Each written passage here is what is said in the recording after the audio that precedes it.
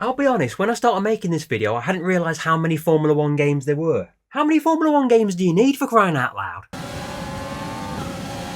Hello, the Internet Tough Monkey here once again. Hope you're all well. Thanks for stopping by. Okay, the release of F1 24 is just a month away now, so I thought I'd take a look at how far Formula 1 games have come since the early days of computers and consoles. They've come so far, in fact, that putting an early game such as Checkered Flag on the Sinclair ZX Spectrum against the latest F1 game, you'd think it was a lifetime ago. Well, the truth is, it is. Checkered Flag is over 40 years old. And if you wanted to go all the way back, you'd be looking at F1, released by Namco in Japan and Atari in America. And that was released in 1976. That's the same year that James Hunt won the World Championship in that legendary battle with Niki Lauda. It's cited as the first game based on Formula 1, and this was the highest grossing arcade game in Japan for 2 years. But it wasn't really a computer game, it was an electromechanical device where you controlled a car going around a big circle projected in front of you. I don't really consider it the first F1 computer game. Namco's great rival of the time, Sega, released Monaco GP in 1980, followed by Turbo in 1981, which also spawned this, a board game by MB Games, which, as it says there, based on the action-packed arcade game by Sega. Yes, that was a thing. The game itself was very basic and wasn't the most accurate of racing simulations, it has to be said. For example, you could jump over gaps in the road or the cars, and you had to dodge ambulances that were for some reason fast enough to overtake your own Formula 1 race car. In 1982, Namco followed up F1 with Pole Position, which went one step further than Turbo and spawned an actual Saturday morning kids TV show with its catchy Pole Position theme tune. Yeah, that was a thing. It was also the first game to ever feature a real-world racing track, Fuji in Japan. It was also the first game to feature a qualifying lap before you could start the 3-lap race, plus checkpoint to extend your time limit. Other cars and trackside objects provided some dramatic crashes. The tight time limit was really tough, and it was genuinely a great game, which rightfully is regarded as one of the most influential driving games of all time. But I'm not looking at arcade machines here. If you want to check out an arcade racing game done properly, just check out my love letter to Sega up there. They were the kings of arcade races, and I'll hear no argument to the contrary. No, this is about how the home Formula 1 racing game went from this to this. Real racetracks, real cars, real drivers. And a quick search on Google will lead you to Wikipedia's entry into the Formula 1 genre, and it will cite that as the start of home Formula 1 computer games. Checkered Flag by Scion Software, published by Sinclair Research in 1983 on the ZX Spectrum. This actually came with my family's original home computer, that Sinclair ZX Spectrum right there behind me. Checkered Flag offered us real race circuits of the day, including Brands Hatch, Monza and Monaco. Okay, you had to have a bit of imagination to actually feel like you were driving around Casino Square, but in 1983 you were basically Nelson Piquet. Although the game had cars, they weren't licensed and were actually called Ferretti and McFaster. It featured damage and pit stops, but oddly no other cars to race against. It was a start. I mean, it was awful. Totally awful. It hasn't aged well, and to be totally honest, even 41 years ago, it wasn't particularly good. Trust me, that was there. A couple of years later, Formula 1 Simulator by Mastertronic was released. 1985, again Sinclair ZX Spectrum. This was a similar sort of racing game to Checkered Flag, but added other cars to race against, and uniquely instructions right there telling you how to make your own driving simulation rig. And seriously, genuine. You can check out one of my videos. I actually made this out of a piece of cardboard and a amaretti biscuit tin. In the instructions it says to use a dinner plate and a soup can. Genuinely, that was a thing back then. The game itself, it was marginally less terrible than Checkered Flag. You had manual and automatic gears to choose from. You had a single qualifying lap, and you lined up against other cars. Collision detection was a touch ropey, let's say that. Half the time you could drive straight through all the other cars, and then you just randomly come to a halt with the game saying you'd crashed into another car. I played this game a lot as a kid, which might explain a few of my many character flaws. It was really bad, but like a puppy that's made a mess on the living room carpet, I still loved it. I also enjoy how this is the first Formula 1 game to have the word simulator attached to it, which I'll happily cite back to anyone in the sim racing community. I do get some fascinating responses when I say that. The same year, there was this. Where is it? It's a Formula 1 game. Here we go. Formula 1. This came out on the Sinclair ZX Spectrum again. It was actually a management game. Also came out on the Amstrad. And when you see it, you must think it's the worst possible game you could ever see in your life. But trust me, to play it, it's like dipping a McDonald's fry in a McFlurry. It just works. Shouldn't work, but it's great. People are always asking for stupid money for it on eBay, but trust me, that ain't for sale because I still play that. I was only playing it about 3-4 weeks ago. Love that game. In 1988, the game genre moved on a huge step with Accolade's Grand Prix circuit. This was released on MS-DOS PCs, Amiga, Apple II, Commodore 64, Macs, Amstrad, and even the humble Spectrum. There was obviously a huge difference between the platforms. The Spectrum version was damn near unplayable. Controls were a little quirky and you only had access to 8 official circuits. Oh, and 3 teams. You had Ferrari, McLaren and Williams, who were the dominant force of the day. But this is the game that Kaz, the creator of Gran Turismo, names as one of his favourite racing games. And I suppose he knows a thing or two about that sort of thing. For 1988 it was pretty decent, but it wasn't the most high octane of games you'll ever play. However, it was really Jeff Crammond's Grand Prix by Micropose, released in 1991 on Amiga, Atari ST and the MS-DOS PC version, which really pushed forward home Formula 1 simulators. And just to show you the age of this thing, look at that. Floppy disks. Not seen those for a while, have you? This just pushed the genre on so much. Nothing had been seen before or at the same time that came even close to the kind of physics and graphics that offered. It wasn't fully licensed by, it wasn't licensed at all by Formula 1, but you could edit the team names and drivers to make them into whatever you want. However, that was just an appetizer to this, Grand Prix 2 by Jeff Crammond, released in July 1996 on the PC. And this, in many people's view, is the genesis of all racing simulator games. Not only in terms of the gameplay and the physics, but the sheer level of detail it went into to provide the most comprehensive Formula 1 experience had ever been. Even the instructions, I mean, check this out. That's the original game though. This is the instruction manual, well, encyclopedia. Look at that.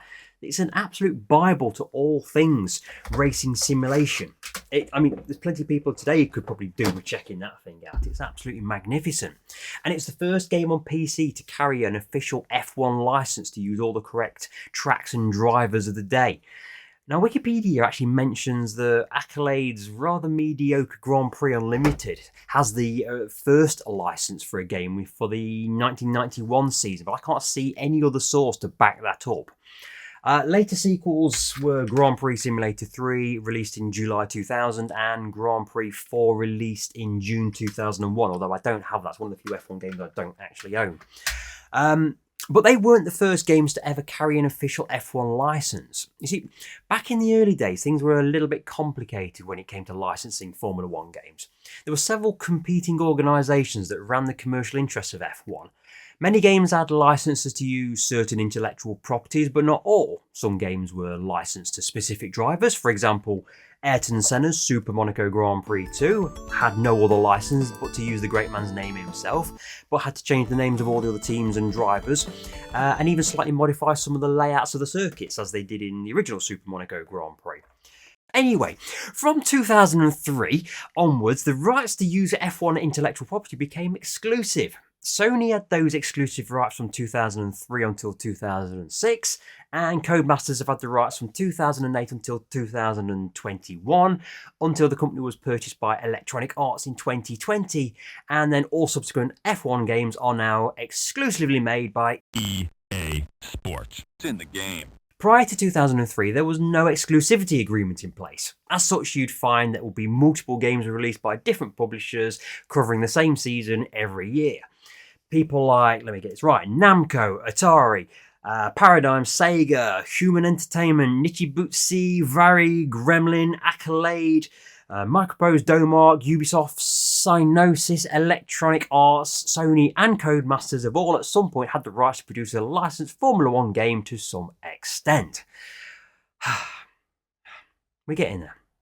Anyway, although there were many racing games based around Formula 1, such as those already mentioned, plus Grand Prix Simulator from 1986, which is that one there by Codemasters, the original Codemasters Formula 1 game, and its sequel in 1998, Grand Prix Simulator 2. The fabulous Super Monaco Grand Prix on the Sega Mega Drive in 1989, and its fabled and very long name sequel, Ayrton Senna Super Monaco Grand Prix 2 from 1992 on the Sega Mega Drive. What else were there? There was the F1 Circus games from 1990 and 1991 on the PC Engine and the Sega Mega Drive. A whole raft of games that came out endorsed by Satoru Nakajima, which were the F1 Hero games, Anaguri Suzuki, the F1 Super Driving on the SNES, and then our very own Nigel Mansell's World Championship from 1992 on both formats, and many, many, many, many more. None of these games were fully licensed by F1, only partially licensed at best. Now, if you believe Wikipedia's list of Formula 1 games, you might think that the very first game to be officially licensed by F1 was Sega's F1 Exhaust Note, released in the arcades in 1991, which I've played many, many times. However, that original game didn't actually have an official license until it was re-released as F1 Super Lap in 1993. Now, I remember playing that game down at my local cinema, down at the end of this street, the old UCI cinema. I used to sit there in the foyer playing that game. Absolutely loved it. But it wasn't the first game to have a FIA license attributed to it. No, if you do a little bit of digging, it turns out that the very first home game to carry any kind of official FIA licensing was this game. F1 Grand Prix. F1 Grand Prix by Video System. First released in Japanese arcades in 1991, and then the following year on the Super Famicom, which is what this is here. And this is the actual genuine game, which I've done many videos on already. There you go, in the original F1 Grand Prix game. So that was released on the Super Famicom, which is the Japanese version of what we in the West refer to as the Super Nintendo, or the SNES. That came out in 1991 and featured all of the drivers, cars and tracks from the 1991 championship season. It took a very different approach to things like Super Monaco Grand Prix, which was viewed from behind the car. This game was viewed from above the game, and it has very much Micro Machines top-down racing vibes, but with fag packet branding, with Marlboro and JPS and all that lot attributed to it.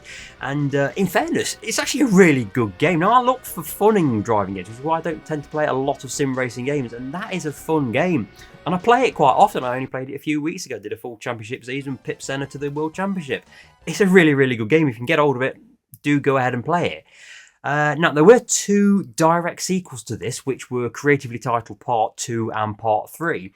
And then in 1995, well, they made a game called SDF1. SDF1 Grand Prix. Now, the SD stood, and I'm not going to make this up, I'm not going to beat about the bush here, it was Super Deformed F1 GP. The tracks were loosely based on the 1995 season, and while the super deformed cars and drivers were from the 1994 season, Ferrari, McLaren, Williams, Jordan, Tyrrell, Benetton, they're all there. I think it's fair to say there's quite a heavy Super Mario Kart influence on this game, but it was an idea seen again 17 years later with this F1 Race Stars, which basically did the same thing. And this game had all 12 teams and 24 drivers from the 2012 F1 season, along with the 11 circuits. It's a fun, if little underwhelming game. I bought it when it was released back in the day on my Xbox 360, sat down there, and totally forgot I owned it until I did the research for this, and I had a few hours playing it. It's all right. It's a bit of fun, but it's no Mario Kart. But going back to the F1 Grand Prix series, though, after the first three top-down races followed by the Mario Kart ripoff, amazingly, 3 years later, the same team were back with F1 World Grand Prix, released in July 1998 on the N64 and Dreamcast and PlayStation later that year. Now, I never owned that game, but I did own the sequel to it, Grand Prix 2. There you go, on the N64, which... it's a bit naff, if I'm totally honest with you. I mentioned the Satoru Nakajima series of games earlier. Now, while the first ones didn't have any kind of license, 3 of the later ones did. All produced by Vary. They were F1 Super License from December 1992, which was on the Sega Mega Drive, which had a FOCA license and featured the 1992 Formula 1 season. There was Super F1 Hero, which was December 92 on the SNES, which also had FOCA license, yet was completely different.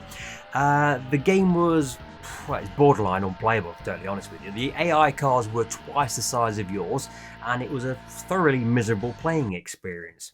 However, it was Gran Turismo compared to F1 Hero 94 from September 1994 on the SNES, and had all teams and the circuits from the 1994 Formula 1 season, but was unapologetically abysmal. Utterly abysmal. The most standout thing about it was the ability to view the car from far behind, and then from miles behind, and then another view somewhere in between. And you could also view it from top down as well, oddly enough, and not one of those views were playable in any way, shape or form. Totally horrific game that was. There was another series of games by Nichibutsu in the early 1990s going under the F1 Circus banner. That came out on the PC Engine, the SNES and the Sega Mega Drive. But none of them had an official license until Super F1 came along. Super F1 Circus came along in 1992 on the SNES, featuring the 1991 season. Then there was the Exhaust Heat series of games on the Super Nintendo, which uses the same Mode 7 game engine as the likes of Super Mario Kart, and quite clearly was also F-Zero inspired. Now, F1 Race of Champions, released in 1992, focuses on that season's tracks and cars. It does feel like you're racing on an airport runway, such are the widths of the tracks, and it's quite easy and forgiving game to play. However, the sequel, F1 Race of Champions 2, released in 1993, goes for a wander off the reservation, to be totally honest. Now, although F1 games do appear later in the game, you have to start off in what looks like a Group C Sauber C9 World Endurance Championship car and race on tracks that might as well just come straight from F-Zero, to be honest. Quite a bonkers game with an unusual use of a FOCA license it had. Then there was a game by Konami on the NES in 1993 called Formula 1 Sensation, which was largely forgettable, so let's forget about that. Then there was this, F1 by Domar, which came out in early 1993 on the Sega Mega Drive and Master System. Now, this was an adaptation of an Atari ST game called Vroom, which was by a French company called Lancourt. But this one came with a full FIA license. Now, this was a game which was well received at the time, took advantage of the Sega Mega Drive's ability for processing really fast graphics, but was largely been forgotten in the mist of time, but it was a genuinely really good game. It had a very competitive two-player split screen mode, which makes you come home from school and play on all the time. There was plenty of elements of frustration to it. It's like the F1 cars always seemed to get in the way of you. The roadside objects were a little bit too close to the side of the track and you were always smashing into them. And it was quite possible to launch your car way into the sky by clipping the rear wheels of the cars in front of you, which were quite often the slower back markers which would come out of the horizon at you at a fraction of the speed that you were travelling at and just launch you into the sky. Now, although it had a full F1 licence of the day, it actually only had 12 real circuits from the 1993 season, which had 16. This was despite all 16 tracks being listed around the outside. All 16 tracks listed around the outside of the front cover there, but it only featured 12 of them. It did have all of the drivers, again, except for Ayrton Senna, who had his agreement at the time with Sega, which was kind of ironic, really, because Sega had a very famous sponsorship deal with Senna's main rival team, Williams, and they even supplied a Sonic the Hedgehog trophy that Ayrton Senna himself lifted at the end of the legendary European Grand Prix at Donington and held in the wet, which is also one of the tracks missing from the game. Go figure. This game spawned a very similar sequel, F1 World Championship Edition, in 1995, which featured the 94 season, but it had a much more polished user interface. You could choose which team and which driver you wanted to be, unlike the original game, and also showed other cars on the track map, which the original didn't. You could see fuel levels, tyre wear, multiple camera angles. They were all missing from the original, yet somehow the original was just that little bit more fun to play. There were 2 licensed F1 games appeared on the Sega Mega CD, the add-on upgrade to the Mega Drive. The first one was F1 Circus CD, released in March 94, and was another in the long line of F1 Circus branded games, and had a license from FOCA and the FIA covering the 91, 92 and 93 seasons. It had a looked very similar to Super Monaco Grand Prix and had a couple of notable features. It was the first game I'd ever been asked for my blood type, for example, which came as part of the character edit screen at the start of the game. Also, if you played with a manual gearbox, you also had to use a clutch, which was something quite unusual at the time, especially since we were playing on joypads at the time. Sadly, the game itself was rather disappointing. The second game for the Mega CD was Formula 1 Beyond the Limit, which came out a little later in 94 and simulated the 93 season. This game had another resemblance to Super Monaco Grand Prix. It also added not just drivers and teams of the era, but also the team staff. For example, if you drove for McLaren up there, you'd get to interact with Ron Dennis, who would regularly appear on screen. You started the game off with a test session, off the back of which you were offered a contract with some of the teams. The experience of the game starts out pretty well, actually, but it just kind of tapers off. The driving element itself was quite poor. It was easy to win despite going flying off the track. The trackside objects were hollow. You could basically drive through barriers, and it was, again, another disappointing experience, really. What else was there? F1 Pole Position by Human Entertainment and Ubisoft. That came out in November 92 in Japan and December 93 everywhere else on the SNES. This had a license with FOCA and featured all the 92 season drivers and cars in the Japanese version, but the later versions released outside of Japan replaced Ayrton Senna with Michael Andretti because of his contract with Sega for Super Monaco Grand Prix 2. That said, his legendary yellow crash helmet is still clearly visible in the McLaren if you look carefully. It came very close to being quite a fun game with definite Super Mario Kart vibes, even a bit of F-Zero thrown in as well if you look hard enough. But it's just lacking a little bit in the actual gameplay. The size of the other cars makes it really difficult to overtake, which I suppose actually makes it quite an accurate simulation of real Formula 1. The sequel, F1 Pole Position 2, released at the end of 93 in Japan and in Europe nearly a year later. That was very similar to the original, but marginally easier to play, and as such was less frustrating and more fun.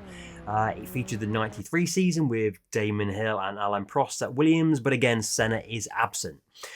2 more direct sequels followed, but only released in Japan under the names Human Grand Prix 3, F1 Triple Battle, and Human Grand Prix 4, F1 Dream Battle, which came out in 94 and 95 respectively. Both were mild evolutions of the previous games and pretty much updated just the driver and team data, a bit like what EA and Codemasters do today. Right, there was more sequels in this series, however. F1 Pole Position 64 on the N64 released in 97 and was generally terrible. This was based on the 1996 season, as was F1 Racing Simulator, or Racing Simulation, also released by Ubisoft but on the PC. Now, although it's by the same developers and came out in the same year, it's a completely different game and was actually really, really good. Yeah, that's the genuine game in there. I would show it on my dual boot Windows XP, Windows 98 PC over there, but it just does not want to load. For whatever reason, it does not want to load at all. Which is a shame because it's actually a really, really good game, and I used to play that when I was at university between 96 and 2000. I used to play that quite a lot. A genuinely decent game that was. That had a sequel called Monaco Grand Prix Racing Simulator 2, by which time Ubisoft had lost the official license, but did have a license, curiously enough, with the Automobile Club of Monaco to use their name instead. But no teams or drivers were officially licensed to it. Bit of an odd one, that one. F1 Challenge by Sega, that came out in November 1996 in Japan, and the following year everywhere else on the Sega Saturn. Although this has a full license from FOCA for the 95 season and was in fact the first fully licensed F1 game of the 3D era, it has 13 teams and 26 drivers of that season, but you can only actually enter as one of the 5 drivers and 5 teams represented. There was also only 3 official F1 tracks in the game: Hockenheim, Suzuka and Monte Carlo, along with 3 variations of a made-up track called Neo City. Now, this is typical Sega, this is. It's out and out arcade in the style of, say, Virtua Racing and Daytona, in that each track is totally independent. There's no championship format at all to speak about. It's quite limited in content, but it's actually really quite a fun blast, which is basically Sega to a T. Unlike Sega's other famous races such as Daytona and Sega Rally, what have you, it has options to set up your car. It's actually not a bad game at all, but just don't expect iRacing. And now we get towards where F1 games had largely moved towards being exclusive. With a few rogue exceptions mentioned along the way to this point, from 1996 onwards, F1 games would be largely produced either by Psygnosis, which was later bought by Sony, and a combination of EA Sports and Codemasters. Psygnosis gave us Formula 1 in 1996 based on the 1995 season. Developed by Bizarre Creations, and this was actually quite a fun game even if the car's tyres looked ridiculously out of scale. The highlight of this game though, and subsequent games in the series, was the inclusion of Murray Walker's excitable commentary over the in-game action. Look at that! Beautiful! Even though the audio clips soon begin to repeat a lot, it was quite a good addition to the franchise. The following year, Formula 1 97 came out featuring the 1997 season and is generally regarded as being the best game in the entire series. Again featuring the voice of Murray. Unbelievable! It improved on the original and made a genuinely enjoyable race game that, despite the obvious PlayStation 1 graphics, is still playable to this day, and again, I still play this regularly. That was followed by Formula 1 98.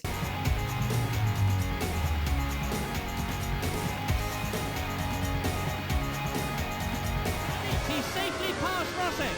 He gets past Herbert! And Formula 1 99.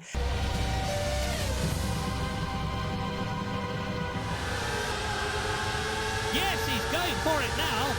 With 99 being the last game produced by Psygnosis before being purchased by Sony.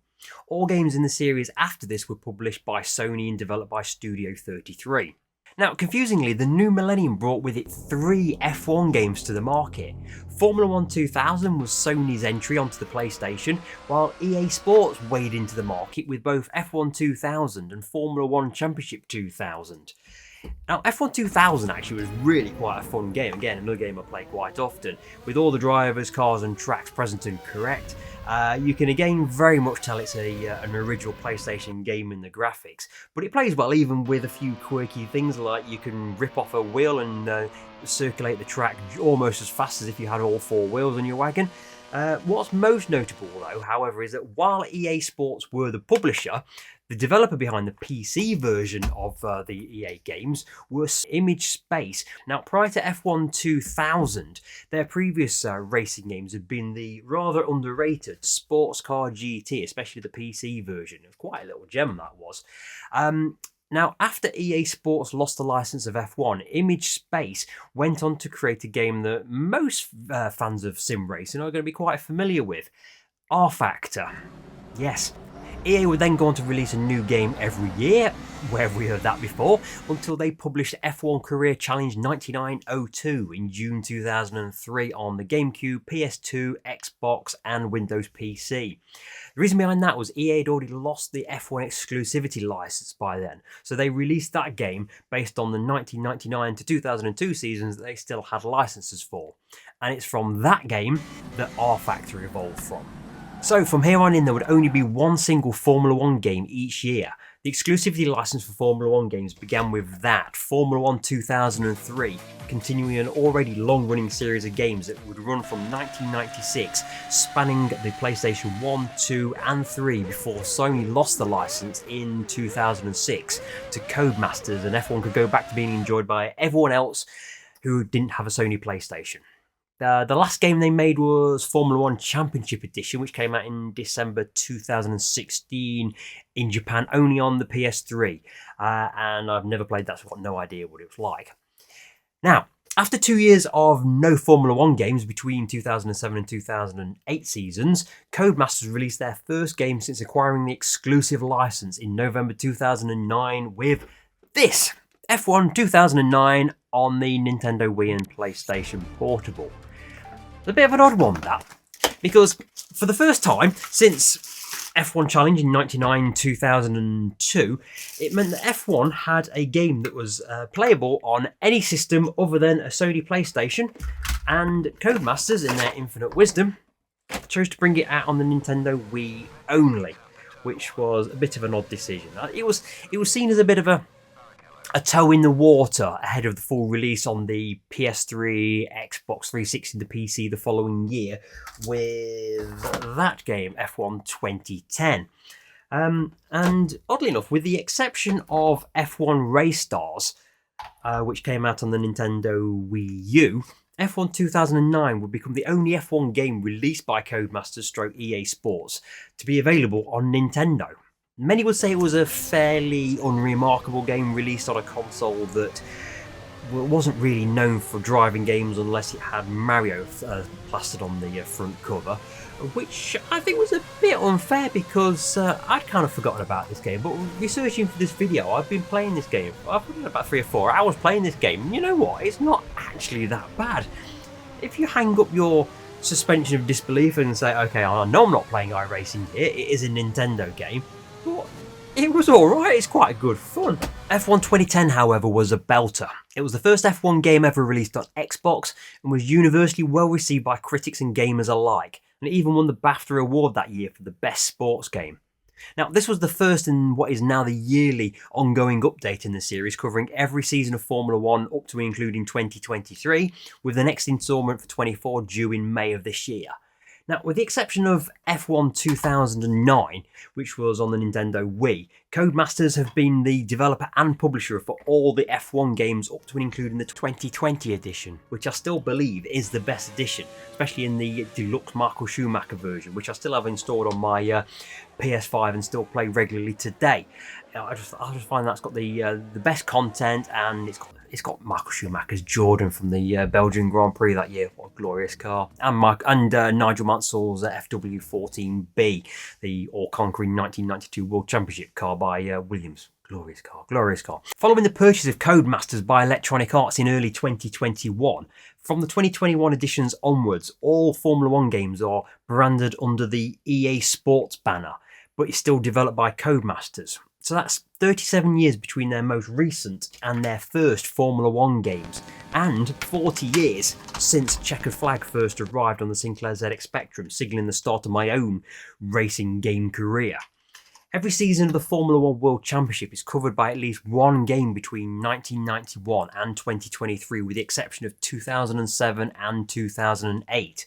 There's even a game covering the 1967 season with the much-loved game Grand Prix Legends by Papyrus, which came out in 1998. And that brings us right up to the imminent release of F1 24, and I think that just about wraps up this video. I've enjoyed looking at how we've got to where we are now. It's been quite the ride, but we've just about got there in the end.